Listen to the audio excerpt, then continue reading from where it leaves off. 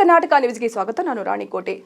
ಗಡಿ ಜಿಲ್ಲೆ ಬೀದರ್ನಲ್ಲಿ ಹೊಸ ಮೊಬೈಲ್ ಉತ್ಪಾದನಾ ಘಟಕ ಸ್ಥಾಪಿಸಿ ಸ್ಥಳೀಯ ಕೈಗಾರಿಕಾ ಅಭಿವೃದ್ಧಿ ಮತ್ತು ಉದ್ಯೋಗ ಅವಕಾಶಗಳ ಹೆಚ್ಚಳ ಮಾಡಬೇಕು ಎಂದು ಆಗ್ರಹಿಸಿ ಕರ್ನಾಟಕ ಹೊಯ್ಸಳ ವೇದಿಕೆ ಬೀದರ್ ಜಿಲ್ಲಾ ಘಟಕದ ವತಿಯಿಂದ ಭಾಲ್ಕಿ ತಹಸೀಲ್ದಾರ್ ಮೂಲಕ ಕೇಂದ್ರ ರೈಲ್ವೆ ವಾರ್ತಾ ಮತ್ತು ಪ್ರಸಾರ ಹಾಗೂ ಎಲೆಕ್ಟ್ರಾನಿಕ್ ಮತ್ತು ಮಾಹಿತಿ ತಂತ್ರಜ್ಞಾನ ಸಚಿವ ಅಶ್ವಿನಿ ವೈಷ್ಣವ್ ಅವರಿಗೆ ಮನವಿ ಸಲ್ಲಿಸಲಾಯಿತು.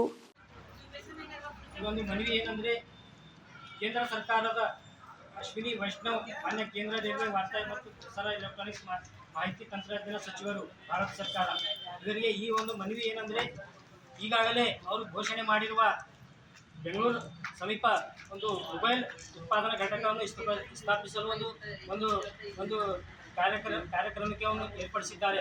ಆದರೆ ನಮ್ಮ ಈ ಮನವಿ ಏನಂದರೆ, ಗಡಿ ಜಿಲ್ಲೆಯಾಗಿರುವ ಬೀದರ್ನಲ್ಲಿ ಹಾಗೂ ಕಲ್ಯಾಣ ಕರ್ನಾಟಕ ಈ ಒಂದು ಭಾಗದಲ್ಲಿ ಅನೇಕ ಹಿಂದುಳಿದ ಜಿಲ್ಲೆಯಾಗಿದೆ ಈ ಬೀದರ್.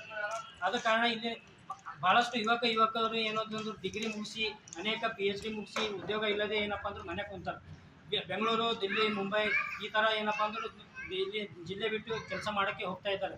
ಇಂಥವರಿಗೆ ಏನಪ್ಪ ಅಂದ್ರೆ ಲಕ್ಷಾಂತರ ಸಾವಿರಾರು ಜನ ಏನಪ್ಪ ಅಂದ್ರೆ ನಿರುದ್ಯೋಗಿ ನಮ್ಮ ಜಿಲ್ಲೆಯಲ್ಲಿ ಇದ್ದಾರೆ. ಆ ಒಂದೇನು ಘಟಕ ಬೆಂಗಳೂರಿನಲ್ಲಿ ತಾವು ಮಾಡ್ತಾ ಇದ್ದೀರಾ, ಆ ಒಂದು ಮೊಬೈಲ್ ಘಟಕವನ್ನು ನಮ್ಮ ಬೀದರ್ ಜಿಲ್ಲೆಯಲ್ಲಿ ಇಲ್ಲಿ ಸ್ಥಳ ಅವಕಾಶ ಕೂಡ ಇದೆ, ಸರ್ಕಾರದಾಗಲಿ ಅಥವಾ ಪ್ರೈವೇಟ್ ಆಗಲಿ.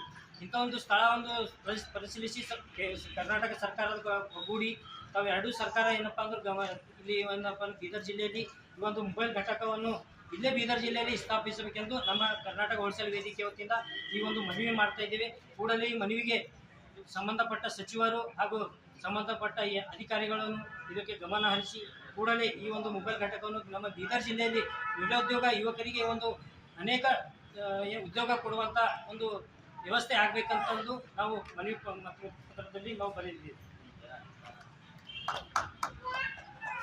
ಇದೇ ವೇಳೆ ಮಾತನಾಡಿದ ಕರ್ನಾಟಕ ಹೊಯ್ಸಳ ವೇದಿಕೆ ಬೀದರ್ ಜಿಲ್ಲಾಧ್ಯಕ್ಷ ಸಂತೋಷ್ ನಾಟೇಕರ್, ಬೀದರ್ ಜಿಲ್ಲೆಯಲ್ಲಿ ಹೊಸ ಮೊಬೈಲ್ ಉತ್ಪಾದನಾ ಘಟಕ ಸ್ಥಾಪಿಸುವುದರ ಮೂಲಕ ಸ್ಥಳೀಯ ಕೈಗಾರಿಕಾ ಅಭಿವೃದ್ಧಿ ಮತ್ತು ಉದ್ಯೋಗ ಅವಕಾಶಗಳ ಹೆಚ್ಚಳಕ್ಕೆ ಒತ್ತು ನೀಡಿದಂತಾಗುತ್ತದೆ.